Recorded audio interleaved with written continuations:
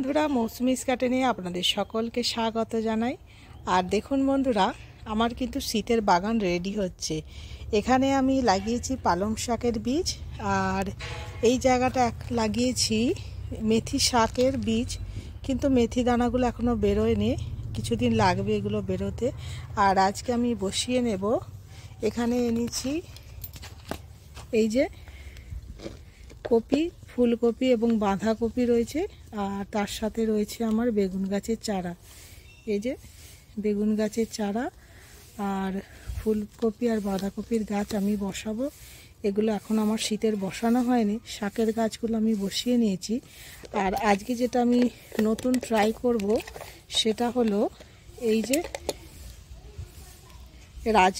রাজমা বীজগুলোকে আমি ভিজিয়ে নিয়েছিলাম। এই রাজমা বীজগুলো বসিয়ে দেখব কিভাবে এই গাছগুলো হয়। আর দেখুন বন্ধুরা, এই গাছগুলো আজকে আমি বসাবো। তাহলে চলুন বন্ধুরা, গাছগুলো বসিয়ে নিই। কপি গাছগুলো বসিয়ে নেব। এই যে ইট দিয়ে একটা বেড়া তৈরি করেছি, এই বেড়ার চারপাশ দিয়ে শুধু কপি গাছের চারাগুলোকে বসিয়ে নেব।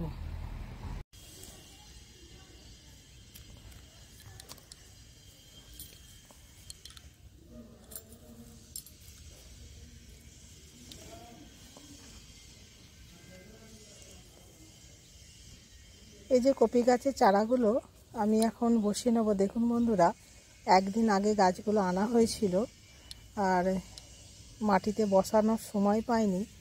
তবে দেখুন গাছগুলো কেমন একটু ঝিমিয়ে গেছে। চলুন তাহলে বসিয়ে নিই গাছগুলোকে।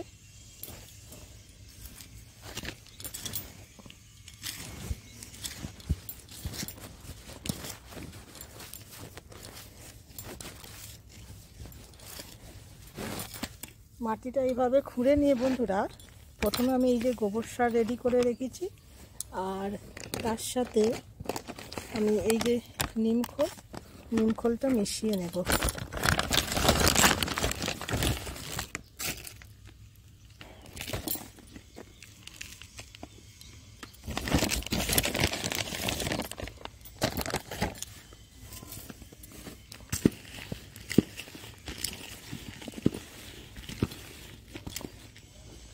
অল্প করে নিমখোল আর গোবর সার মেশানো মিশ্রণটা এইভাবে দিয়ে মাটির মধ্যে কপি গাছের চারাগুলোকে বসিয়ে নেব।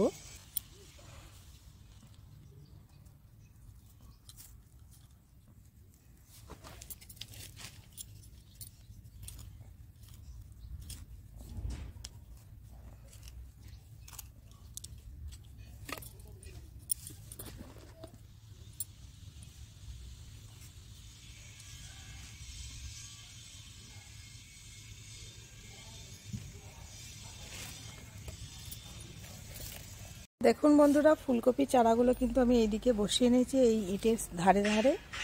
এখন আমি বাঁধাকপির চারাগুলোকে বসিয়ে নেব।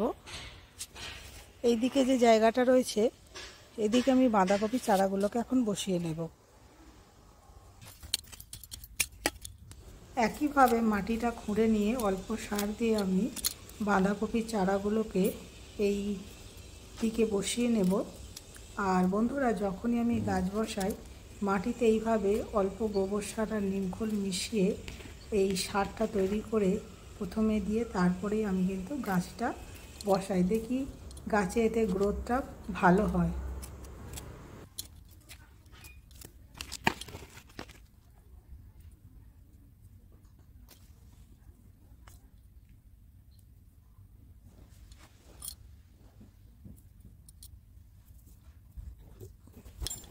দেখুন বন্ধুরা, আমি এখানে বাঁধাকপি আর ফুলকপির চারাগুলোকে এভাবে ইটের ধারে ধারে বসিয়ে নিয়েছি, আর এই দিকটাতেও বসিয়ে নিয়েছি। একদিকে ফুলকপি রয়েছে আর একদিকে বাঁধাকপি চারাগুলোকে আমি এইভাবে বসিয়ে নিয়েছি। আর এখন আমি বসাবো ওই বেগুন গাছের চারাগুলোকে। আমি এইখানে বেগুন গাছের চারাগুলোকে বসাবো বলে মাটিটা আগেই খুঁড়ে রেখে দিয়েছিলাম। আর এখানে আমার কিন্তু পুরনো কিছু বেগুন গাছ রয়েছে, সেগুলো তো কিন্তু এখন ভালোই ফল ধরছে। দেখুন গাছের মধ্যে কত ফল রয়েছে।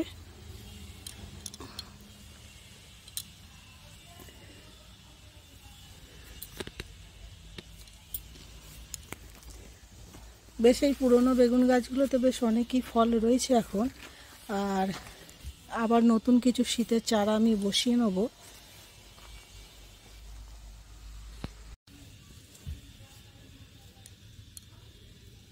আর এই শীতের যে সমস্ত সবজি গাছ আমরা লাগাই বাগানে, সেগুলো যদি এই নভেম্বর মাসের মধ্যে লাগিয়ে নেওয়া যায় তাহলে কিন্তু খুব ভালোভাবে আমরা শীতে এই গাছগুলো থেকে সবজি পাবো। আর এর থেকে বেশি লেট হয়ে গেলে কিন্তু গাছে ফলও আসতে অনেকটা সময় লাগবে। তাই বন্ধুরা, আপনারা এই নভেম্বর মাসের মধ্যেই শীতের সবজি গাছগুলোকে লাগিয়ে ফেলুন। এখানে আমার বেগুন চারাগুলো কিন্তু লাগানো হয়ে গেছে। আর এখন আমি রাজমার বীজগুলো বসিয়ে নেব। রাজমার বীজগুলো বন্ধুরা আমি প্রায় 12 ঘন্টা ভিজিয়ে রেখেছিলাম। বীজগুলো বেশ ভিজে বড় সাইজের হয়ে গেছে।